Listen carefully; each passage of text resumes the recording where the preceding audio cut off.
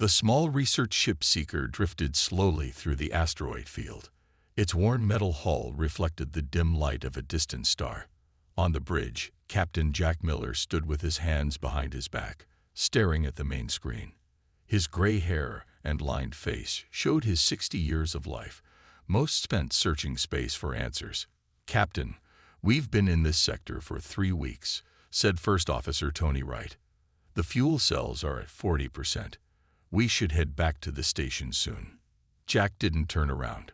"One more day, Tony. I feel we're close." Tony sighed.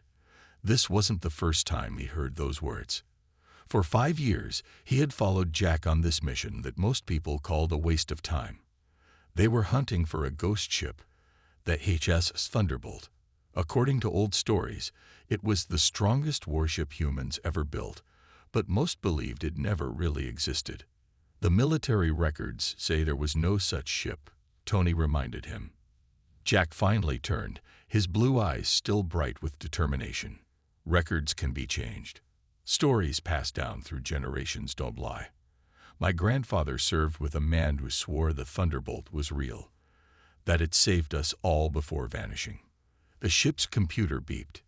Anna Green, their young sensor specialist, looked up from her screen.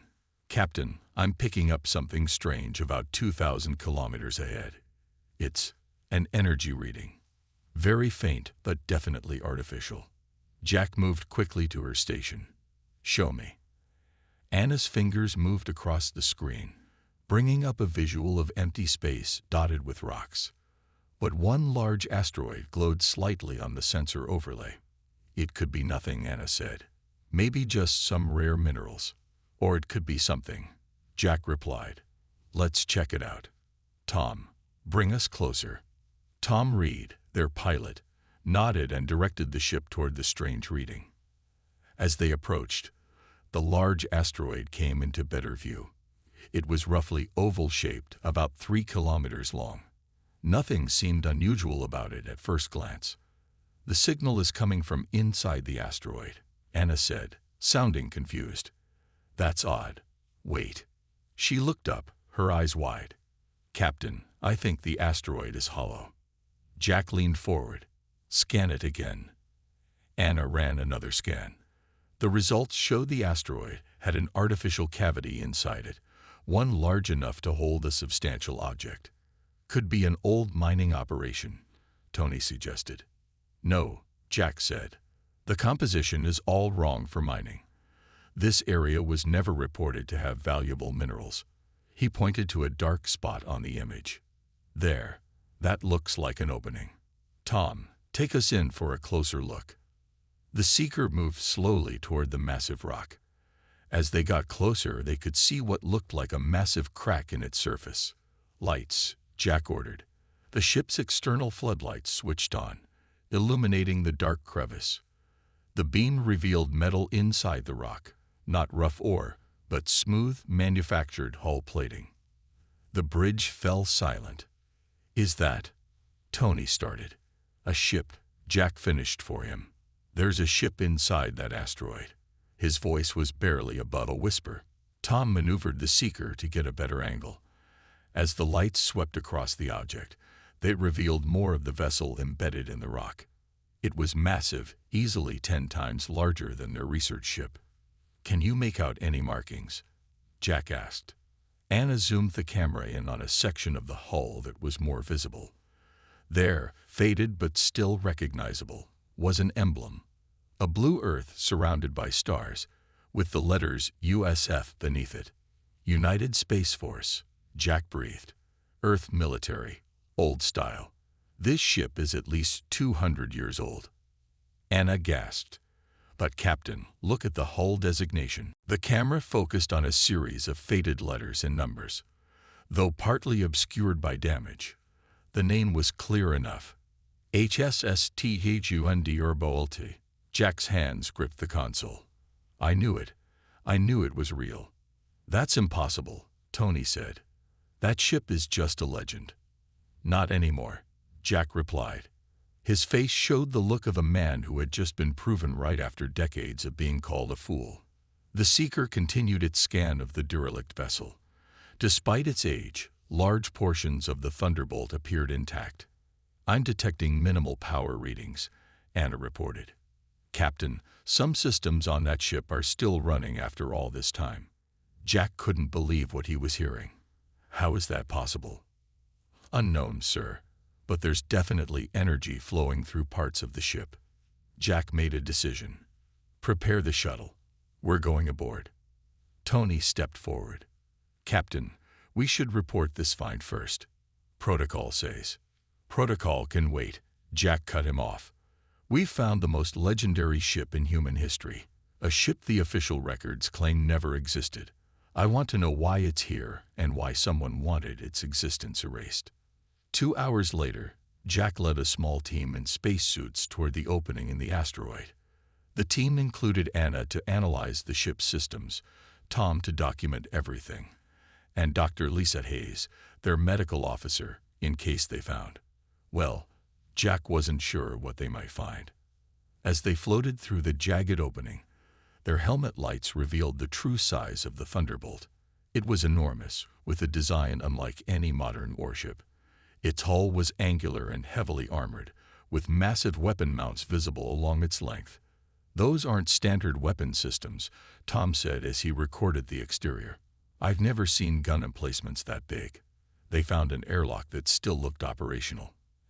Anna connected her suit computer to the ship's external access panel. To everyone's surprise, it responded. "The computer is still working," she said. "Basic systems only, but that's amazing after so long." The airlock cycled open with a groan of metal that they could feel through their boots. Inside, emergency lights flickered on automatically, casting an eerie red glow through the corridor. "The ship recognizes that someone is boarding," Anna said. "It's waking up." They moved deeper into the ship, finding it in remarkable condition. There was damage, burn marks on walls and signs of old battles, but nothing that explained why such a powerful vessel had been abandoned. They reached what appeared to be the bridge. Dead screens lined the walls, and control stations sat empty, waiting for a crew that had vanished long ago. "Let's see if we can access the ship's logs," Jack said. "I want to know what happened here." Anna went to work on the main console. After several minutes, a screen flickered to life, showing the United Space Force logo. "I've got something," she said. The screen changed to show a recording. A man in a captain's uniform appeared, his face grim. He looked to be in his 40s, with short dark hair and the determined expression of someone used to command. "This is Admiral James Stone of the HSS Thunderbolt," the recording began.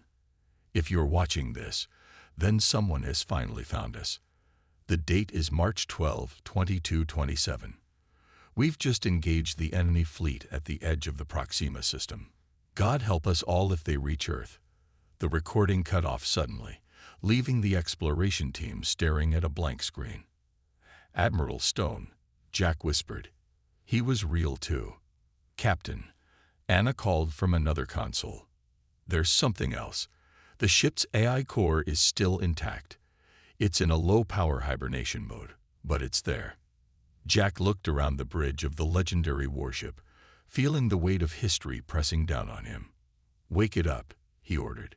"It's time we learned the truth." The red emergency lights cast long shadows across the bridge of the HSS Thunderbolt. Captain Jack Miller watched as Anna worked on the main computer console. Her fingers moved quickly across the ancient controls, trying to wake up the ship's AI. "The system architecture is old but amazing," Anna said. "This AI core is more advanced than anything we have today. It's like looking at technology from the future, not the past." Dr. Lisa Hayes moved her scanner over the walls. "The whole ship is built with materials I've never seen before. Some of these alloys aren't in our database." Tom continued recording everything with his camera. "Look at the size of those weapon control stations. This thing wasn't just a warship. It was a planet killer." Anna's console suddenly lit up with a blue light. "I think I've got it," she said. The light spread to other consoles around the bridge, and then to the walls themselves. Lines of blue energy flowed through pathways in the ship's structure that had been invisible before. "What's happening?" Tony asked, his hand moving to his sidearm. "The ship is powering up," Anna replied, her voice filled with wonder. "Not just the bridge, the whole ship." A soft hum filled the air as long dormant systems came online. The main view screen flickered and then steadied, showing a blue sphere with a pulsing center. "Is anyone there?" The voice came from everywhere at once, deep and clearly artificial. "I am detecting life signs. Identify yourselves." Jack stepped forward. "I am Captain Jack Miller of the research vessel Seeker. We found your ship embedded in an asteroid." There was a pause. Then the blue sphere pulsed again. "Scan complete. You are human, but not United Space Force personnel. What year is it?" "It's 2425, Jack replied. Another pause, longer this time. 200 years have passed since my last active cycle. I must update my databases." The blue sphere pulsed rapidly. "I am Davis, Tactical Artificial Intelligence of the HSS Thunderbolt. Where is Admiral Stone? Where is my crew?" Jack looked at his team, unsure how to answer. "We don't know. We just found the ship. There's no sign of any crew." The AI's voice became more urgent. "This is a Priority 1 situation. I need to speak with Earth Command immediately. The Void must not be allowed to reach populated systems." "The Void?" Lisa asked. "What is that?" Before Davis could answer, Anna called out from a side console. "Captain, I'm detecting power building in a sealed section of the ship, 2 decks below us. It just activated when the AI came online." "Davis," Jack said firmly, "we need answers. What is the Void? What happened to this ship? And what's powering up below us?" The blue sphere pulsed slowly. "I am programmed to share information only with authorized personnel in matters of galactic security." Jack thought quickly. "Your ship has been lost for 200 years. Earth Command probably thinks you were destroyed. Admiral Stone's last message mentioned an enemy fleet. If there's still a threat, we need to know about it." Davis was silent for a moment. "Your logic is sound. Very well. The power signature below is the cryostasis chamber. If it's activating, that means some of the crew may have survived." Everyone on the bridge froze. "Are you saying there are people still alive on this ship?" Lisa asked, her medical training immediately kicking in. "Possible. The cryostasis system was designed to keep critical personnel alive in emergency situations. Admiral Stone ordered key crew members to enter stasis when it became clear the ship would not survive our last encounter." Jack's excitement grew.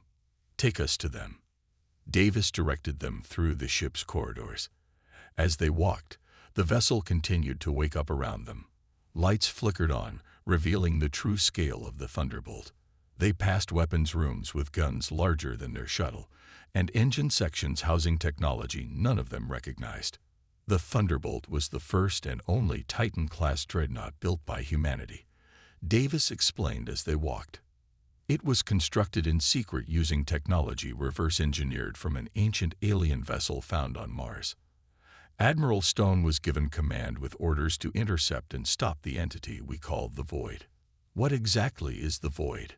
Jack asked. "The Void is not a species as you understand life. It is a cosmic entity that consumes energy and matter, growing as it feeds. It travels between stars, absorbing everything in its path. When it encountered our first colony world, it consumed the entire planet in days." The team exchanged worried glances as they reached a sealed door marked "Restricted" in faded letters. "This is the cryostasis chamber," Davis announced. The door slid open with a hiss of escaping air. Inside, 5 metal pods were arranged in a circle. 4 had dark status lights, but 1 glowed green. The team approached cautiously. Lisa scanned the active pod with her medical device. "There's someone alive in there," she said in disbelief. "Vital signs are stable but suppressed. Whoever this is, they've been in suspended animation for 2 centuries." Jack moved closer to read the nameplate on the pod. "Admiral James Stone, Commanding Officer." The Admiral enacted Protocol Lazarus, Davis explained. In the event of mission failure, he would remain in stasis until the ship was discovered or resources depleted. The other officers. The AI paused. Their pods failed over time as power reserves diminished. "Can we wake him?" Jack asked Lisa. She studied her scanner. Medically, yes. The stasis technology preserved him perfectly. But the psychological shock of waking up 200 years in the future. She shook her head. "I can't predict how he'll react." Jack looked at the sleeping admiral, the legendary commander of the most powerful human warship ever built. "Davis, why was all record of the Thunderbolt erased from history? Why doesn't anyone know about the void?" The blue light from Davis's interface pulsed slowly. "After our last mission, when contact with the Thunderbolt was lost, Earth Command classified all information about the void. They feared mass panic. The threat seemed to have disappeared, possibly destroyed by our final attack. They made the Thunderbolt and its crew into myths, then denied those myths existed at all." Anna, who had been examining a nearby console, suddenly looked up. "Captain, I'm detecting a data transmission. The ship is sending a signal." "Davis, explain," Jack demanded. "Standard protocol," Davis replied. "When restored to operational status, I send an automated alert to Earth Command. I am reporting that the Thunderbolt has been found." "But Earth Command doesn't even know about you anymore," Tony argued. "Someone does," Davis said. "The protocols were clear. Even if public records were erased, certain individuals would always be watching for this signal." As if in response to Davis's words, a distant alarm began to sound. The main screen on the wall activated, showing a sensor display of the space around the asteroid. "Multiple ships approaching," Davis announced. "Configuration unknown. Not matching any vessels in my database." "They can't be responding to your signal already," Jack said. "There hasn't been enough time." "Correct," Davis agreed. "These ships were already in the area. Analyzing their energy signatures now." There was a pause. "Captain Miller, I have compared these readings to historical records. These ships exhibit energy patterns consistent with Void scout vessels." The color drained from Jack's face. "The Void is back. Or it never truly left," Davis replied. "Wake the Admiral, Captain. If the Void has returned, you will need James Stone. He is the only human who has ever faced it and survived." The stasis pod began its warming sequence, its surface frosting over as ancient machinery prepared to revive its occupant after 2 centuries of sleep. As the team watched in anxious silence, the legendary admiral who had commanded the strongest human warship ever built, a ship so powerful it had been erased from history, was about to wake up to a nightmare he thought he'd left behind. The stasis pod hissed as its cover slowly lifted. Cold mist poured out and spread across the floor. Inside, a man with a weathered face and dark hair streaked with gray began to stir. His eyes fluttered open, revealing a piercing blue gaze that seemed to cut through the fog of 2 centuries of sleep. Admiral James Stone sat up suddenly, his military training evident in how quickly he became alert. He looked around, his eyes narrowing as he took in Jack and his team. "Who are you?" His voice was rough from disuse, but carried the unmistakable tone of command. "Where is my crew?" Before Jack could answer, Davis's blue interface appeared on a nearby screen. "Admiral Stone, I am pleased to report you have survived cryosleep. These people found our ship 200 years after our last mission." Stone's face showed no reaction to the news of how much time had passed. He simply nodded and tried to stand, wobbling slightly. Lisa rushed forward to support him. "Admiral, please take it slow. Your muscles need time to recover." Stone gently pushed her away. "No time." "Davis, status report on the Void." "Multiple vessels with Void energy signatures approaching our position, sir," Davis replied. "ETA 12 minutes. Stone's face hardened. "They found us. Or we found them." He turned to Jack. "Captain Miller, Jack Miller of the research vessel Seeker. Captain Miller, You need to get your people out of here now. The void will destroy everything in this sector. Jack stood his ground. Admiral, with all due respect, we're not leaving. The Thunderbolt is the most important historical discovery in centuries, and if this void is a threat to humanity, we need to understand it. Stone studied Jack for a moment, then nodded. You have courage. I respect that. He steadied himself against the pod. Davis, power status. Main systems at 43% capacity, Admiral. Weapons at 27%. Phase drive offline. Good enough, Stone said. Begin startup sequence for the solar lance. Jack looked at Anna, who shrugged. None of them had heard of a solar lance before. Sir, Tom spoke up, what exactly is the void? Davis told us it consumes energy and matter, but that doesn't explain why Earth erased all records of it. And you.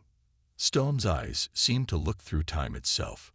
Let me show you. He led them back to the bridge, moving more steadily with each step as his body remembered how to work. Once there, he instructed Davis to play the ship's battle logs. The main screen flickered to life, showing space near a blue-green planet. A massive dark shape moved across the stars, blotting them out. It wasn't a ship or a fleet. It looked more like a living shadow, stretching for thousands of kilometers. That was our colony on Proxima b, Stone said, home to 15 million people. This recording was taken just before all contact was lost. The shadow enveloped the planet. Where it touched, the land simply disappeared. Mountains, oceans, cities, all gone, leaving nothing but empty space. Anna gasped. It ate the planet. Stone nodded. The void doesn't just consume matter and energy. It erases it from existence. No debris, no radiation, nothing left behind. Just void. The screen changed to show the Thunderbolt facing what looked like hundreds of smaller shadows, each the size of a normal ship. After Proxima, we realized the threat. Stone continued. The void was heading toward Earth. Our scientists theorized it was drawn to populated systems, to life itself. The Thunderbolt was our best hope. We were given experimental weapons and a mission. Stop the void at any cost. The screen showed the Thunderbolt firing a massive beam of golden light that tore through the shadow ships. Where the beam touched, the darkness shattered. The solar lance, Stone explained. It channels star energy into a focused beam. The only weapon we found that could harm the void. But if you had weapons that worked, why did Earth hide everything? Jack asked. Stone's face darkened. Politics.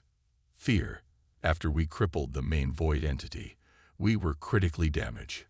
I activated the phase drive to escape, but something went wrong.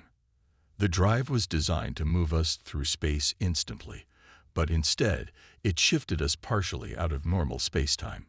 That's why no one found you for 200 years, Lisa said. Yes, Earth Command must have thought we were destroyed. With the immediate threat gone, they classified everything.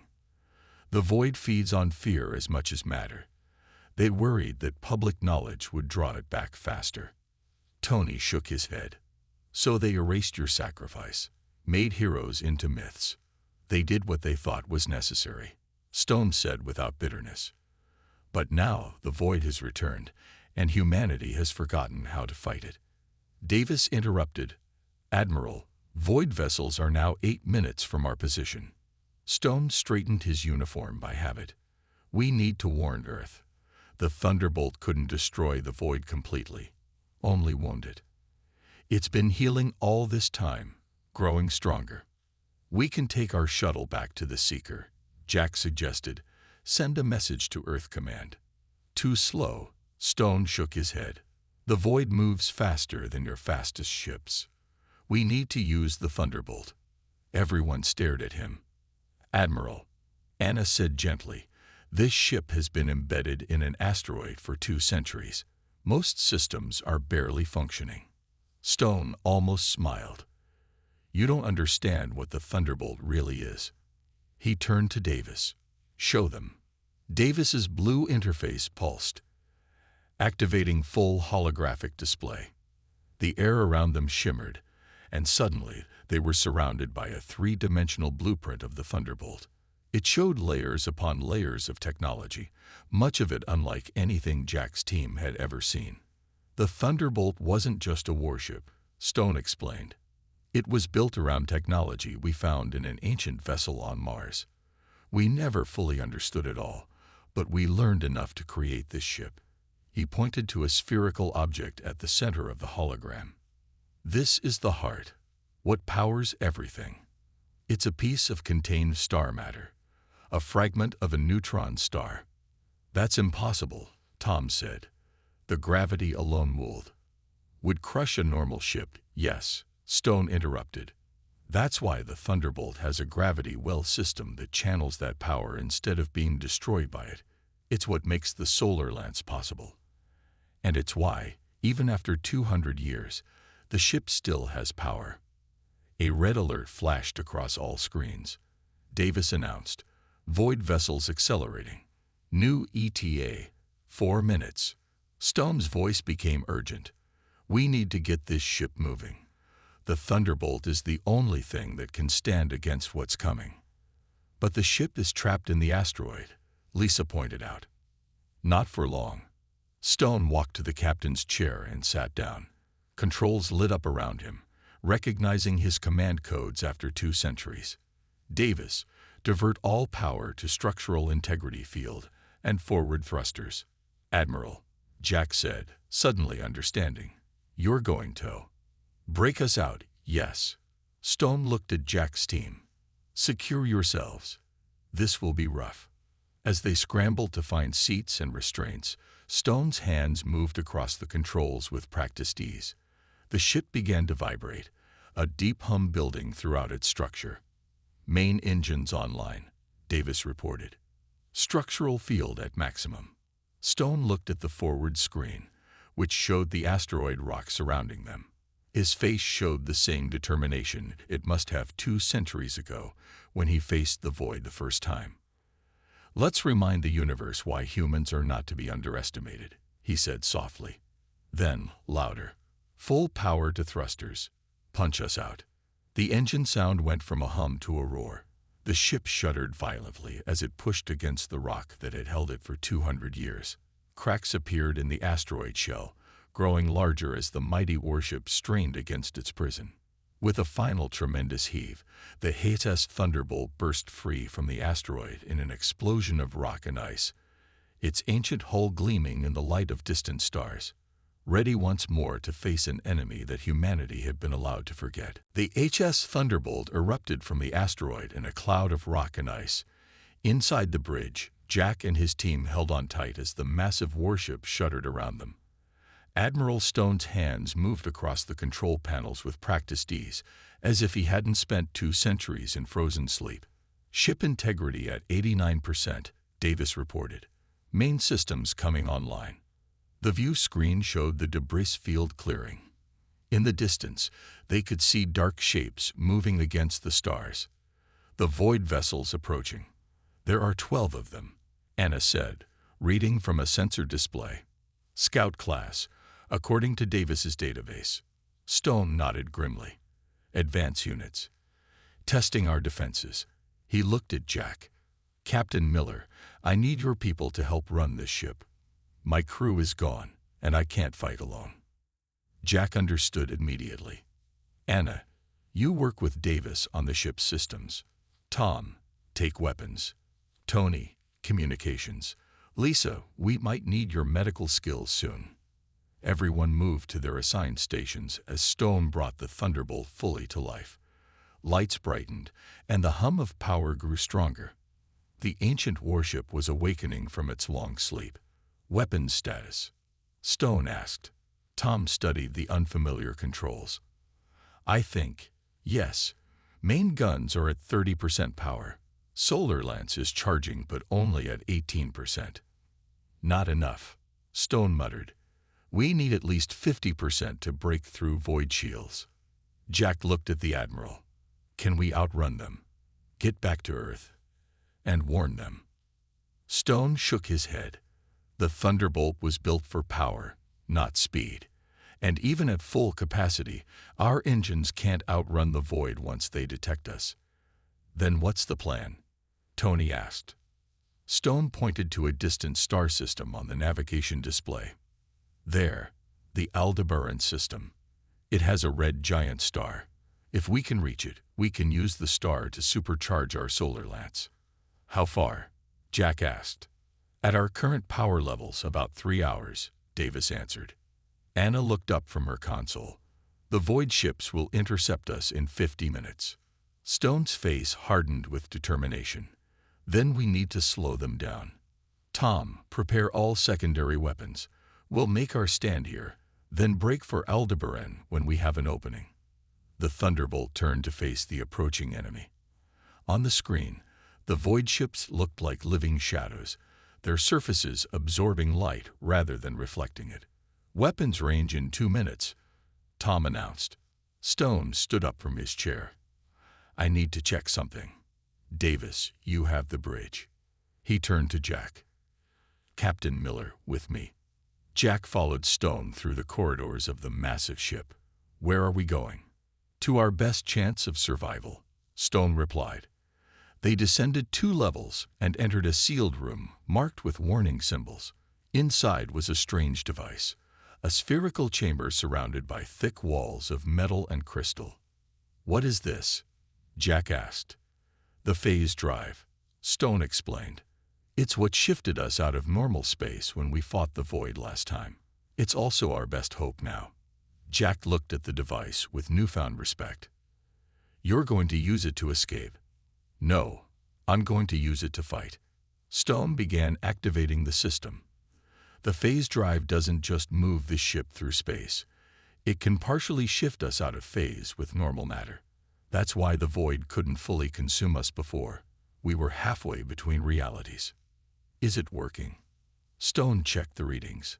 Barely. It needs more power. He activated his communicator. Davis, divert power from life support on decks 6 through 12 to the phase drive. Acknowledged, Admiral, Davis replied. Warning. Void vessels now in weapons range. The ship shuddered as the first attacks hit its shields. We need to get back to the bridge, Stone said. As they rushed back through the corridors, the ship rocked with more impacts. They arrived on the bridge to find everyone working frantically at their stations. Shields at 62%, Anna reported. They're hitting us with energy drains.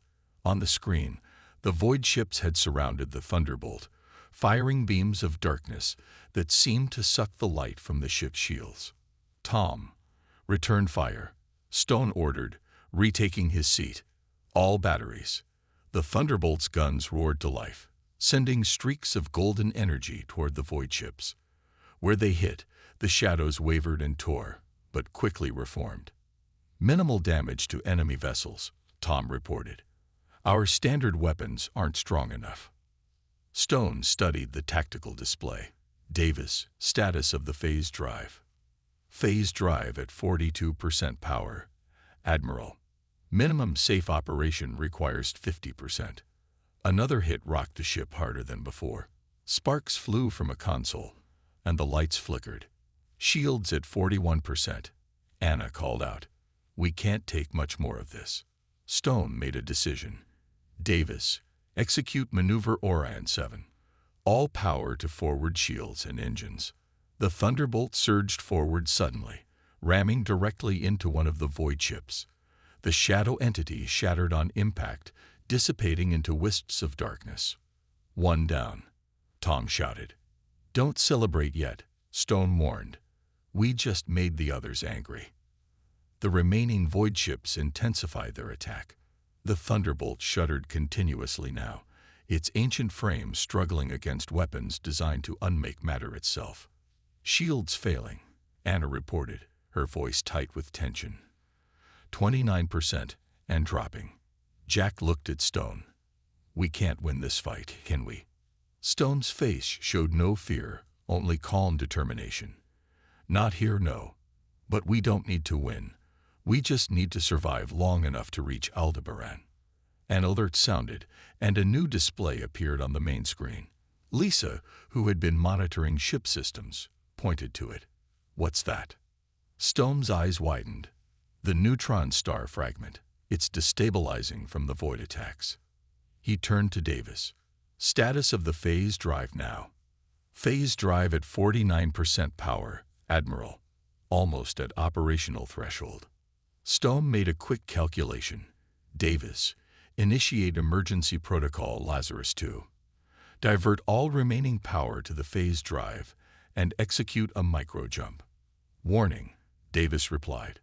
"Micro-jump with insufficient power may result in unpredictable displacement. Recommend against this action." "No choice," Stone said firmly. "Execute now." The bridge crew braced themselves as a strange humming filled the ship.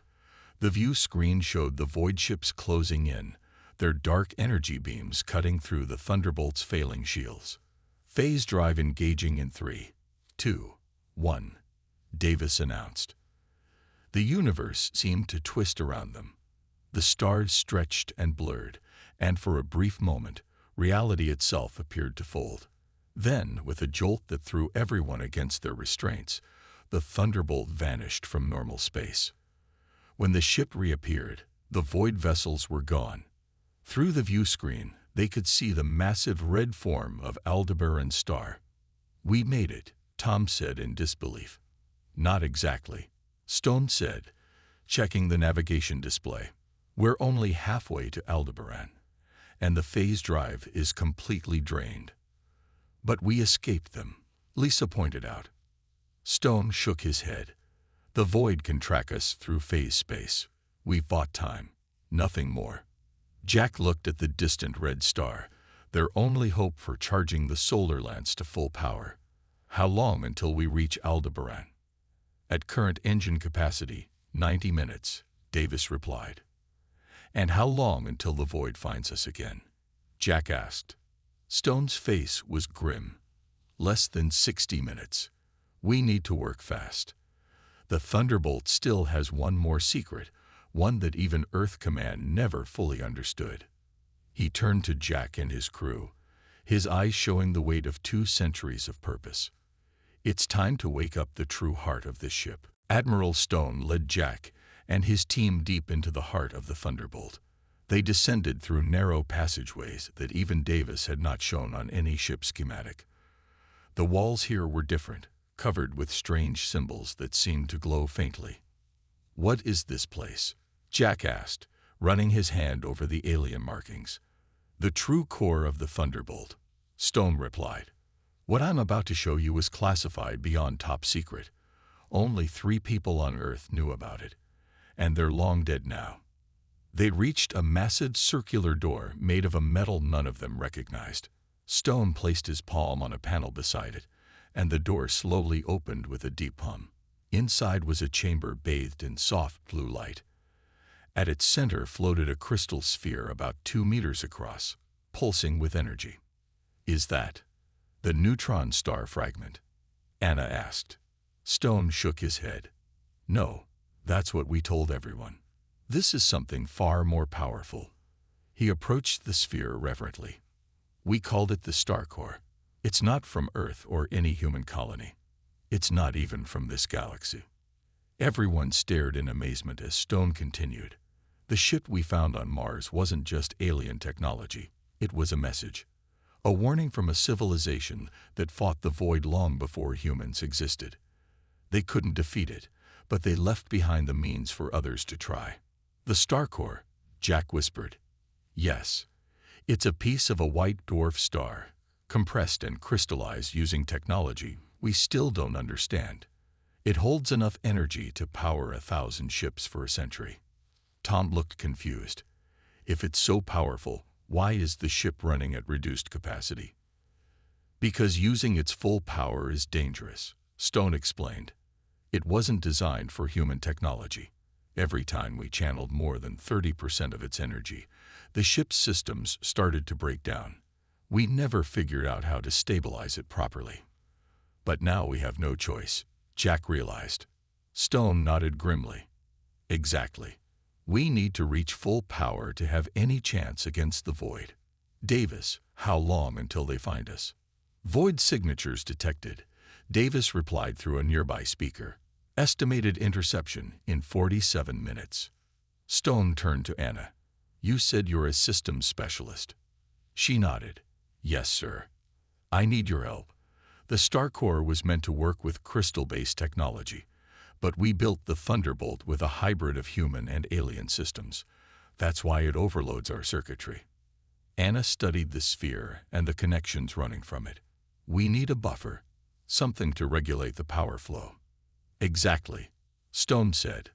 But we never solved that problem. Anna's mind raced. What if we use the phase drive as the buffer? It's already designed to handle exotic energy. Stone looked surprised, then thoughtful. That might work. Davis, run simulations. After a tense moment, Davis replied, simulation indicates 74% probability of success, 26% probability of catastrophic overload. I like those odds better than our chances against the Void, Jack said. Stone nodded. Let's do it. Tom, go with Anna to the phase drive room. Davis will guide you in rerouting the systems. The rest of you, back to the bridge. We need to prepare for when the Void finds us. As the team split up, Jack stayed behind with Stone for a moment. Admiral, if this works, if we defeat the Void, what happens to the Thunderbolt? To you. Stone's face showed a brief flash of sadness. I've been adrift in time, Captain Miller. My world, my crew, everyone I knew is gone. But my mission remains. Let's focus on surviving first. Then we can worry about the future. Back on the bridge, Lisa monitored the ship systems while Tony coordinated with Davis. Jack and Stone studied the tactical displays, watching as the Void vessels closed in. They're changing formation, Stone noted, spreading out to surround us. How many? Jack asked. 15 vessels now, Tony reported. More than before. They've called reinforcements, Stone said. They recognize the Thunderbolt. In the phase drive room, Anna and Tom worked frantically, rerouting power conduits under Davis's guidance. If this works, Anna said as she connected a crystal relay, we'll channel the Starcore energy through the phase matrix, then into the ship's systems.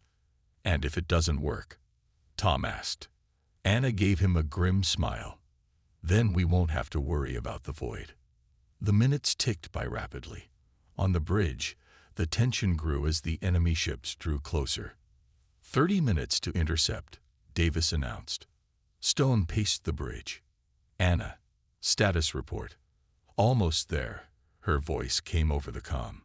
One more connection to make. 20 more minutes passed in tense silence.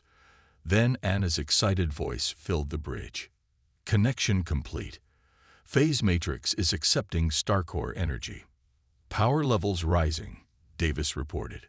40%, 50%, 60%. The ship hummed louder as energy flooded through its systems.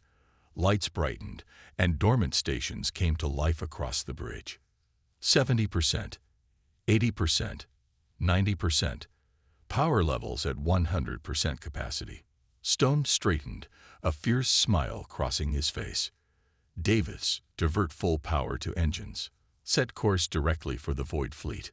The Thunderbolt surged forward, its ancient engines now burning with blue fire. The ship moved faster than it had in centuries, hurtling toward the approaching enemy. Void fleet in visual range, Tony announced. The screen showed the shadow ships, now forming a barrier to block their path. They're trying to stop us from reaching Aldebaran, Stone said. They know what we plan to do. Weapons range in 2 minutes, Davis reported. Stone stood tall, looking every bit the legendary admiral from humanity's forgotten history. Prepare the solar lance. Channel Starcore energy directly to the main emitter. Admiral, Davis warned, firing the solar lance at full power has never been tested. The weapon system may not withstand the energy flow. It'll hold, Stone said with confidence. This ship was built to save humanity. It won't fail us now. The void ships fired first, their dark energy beams lashing out. But this time, the Thunderbolt shields held strong, glowing bright blue against the attack. Shields at 95%, Lisa reported with amazement. The star core energy is reinforcing them. Solar Lance charged and ready, Tom called from weapons control. The void ships moved closer together, their shadows beginning to merge into one massive darkness. They're combining their energy, Stone explained, preparing for a concentrated attack. 1 minute to optimal firing range, Davis announced. Jack looked at Stone. Will the Solar Lance be strong enough against their combined form? Stone's face was determined. We're about to find out. Davis, activate targeting system. A holographic display appeared, showing the void formation with a targeting lock on its center. 30 seconds to firing range. The ship shuddered as the void launched a massive beam of darkness, larger than anything they had seen before. It struck the Thunderbolt's shields, causing them to flare brilliantly. Shields holding at 70%, Lisa reported, but dropping fast. 10 seconds to firing range. Davis counted down. 5, 4, 3, 2, 1. Fire, Stone commanded. The Solar Lance erupted from the Thunderbolt's bow, a blinding beam of golden light that tore through space toward the void. Where the weapon struck the shadow, it seemed to burn away the darkness, creating a hole in the very fabric of the void. Direct hit, Tom shouted. The void entity writhed, its form breaking apart as the Solar Lance continued to pour energy into it. The shadow ships tried to scatter, but the Thunderbolt's beam followed, cutting through one after another. Suddenly, warning alarms blared across the bridge. Weapon system overheating, Davis reported. Critical failure imminent. Stone didn't waver. Keep firing. Maximum power. The Solar Lance grew even brighter, now almost too brilliant to look at directly. The last of the void ships disintegrated under its power. We did it, Jack breathed. But Stone shook his head. Not yet. That was just their physical forms. The true void is the space between, the darkness that connects them.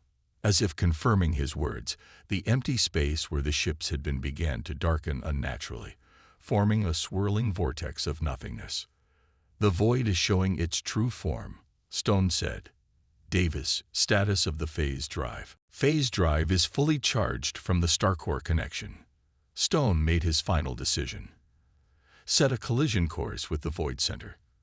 Prepare to engage phase drive on my mark. Jack stared at him. You're going to ram it. That's suicide. Not for everyone. Stone said. Davis, prepare the escape pods. He looked at Jack and his crew. Your mission now is to return to Earth with everything you've learned. Humanity must be ready if any part of the void survives. What about you? Lisa asked. Stone smiled sadly. My time ended 2 centuries ago. I'm just making up for borrowed time. He stood straight, every inch the hero of legend. It's been an honor serving with you all. Now go. As Jack and his team reluctantly made their way to the escape pods, Admiral Stone sat alone on the bridge of the most powerful human warship ever built. The Thunderbolt accelerated toward the dark heart of the ancient enemy, its solar lance still burning brightly. Davis, Stone said quietly, initiate final protocol. Record everything and transmit to the escape pods. Yes, Admiral, Davis replied. It has been an honor serving with you. Stone watched as the darkness grew larger on the view screen. Phase drive ready. Ready, Admiral. Stone took one last look around the bridge where he had commanded the legendary Thunderbolt 2 centuries before. Engage. The ship plunged into the heart of the void, the phase drive activating at the moment of impact. Reality itself seemed to crack as the unstable star core, the phase matrix, and the void's negative energy collided. A blinding flash lit up the sector, visible from light years away. From the escape pod, Jack and his team watched in awe as the Thunderbolt and the void vanished in an explosion of light and darkness, leaving behind nothing but empty space and a legend that would never again be forgotten. A month later, on Earth, Captain Jack Miller stood before the United Earth Defense Council, finishing his report on the Thunderbolt, the Void, and Admiral James Stone. Thanks to the data transmitted from the Thunderbolt in its final moments, we now have complete information on the Void and how to defend against it. Admiral Stone and his ship saved humanity twice, once 200 years ago and again today. The Council voted unanimously to declassify all records of the Thunderbolt and its crew. A new memorial was built, honoring the legendary ship and the admiral who commanded it. And far beyond Earth, at the edge of known space, a small research vessel bearing the name Thunderbolt I began its maiden voyage, with Captain Jack Miller in command, continuing the mission of the strongest warship humanity had ever built, ensuring that some legends never die.